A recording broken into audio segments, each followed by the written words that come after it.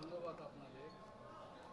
আগামী 12ই ফেব্রুয়ারি ত্রয়োদশ যে জাতীয় সংসদ নির্বাচন হবে, সেই নির্বাচনে বাংলাদেশ জাতীয়তাবাদী দল বিএনপির পক্ষ থেকে 36 বগুড়া 1 আমাকে মনোনয়ন দেওয়া হয়েছে এবং আমি আজকে জেলা প্রশাসক মহোদয়ের কাছে আমার মনোনয়ন দাখিল করলাম।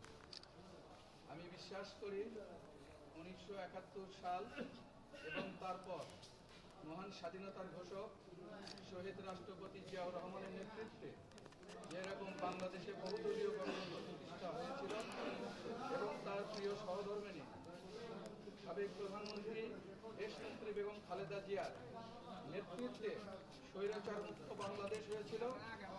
আমরা আশা করি আগামী 12ই ফেব্রুয়ারি বিএনপির ভারপ্রাপ্ত চেয়ারম্যান জনাব তারেক রহমানের নেতৃত্বে বাংলাদেশে আবারও সুস্থ ধারার গণতন্ত্র ফিরে আসবে।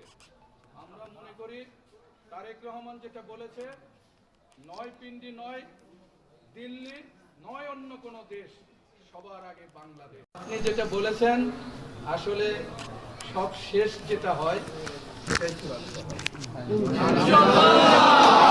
কিছু বলার থাকে না। তারপরও আমরা যারা বিএনপি পরিবার রয়েছি, আমরা জনাব তারেক রহমানের নেতৃত্বে শুধু এখানে না, সারা বাংলাদেশে ধানের শীষ যেখানে আমরা আছি সেখানে ধানের শীষের সমর্থক, ভোটার, কর্মী এবং নেতৃবৃন্দদের ঐক্যবদ্ধ থাকার আহ্বান জানাই। আপনাদের সবাইকে ধন্যবাদ।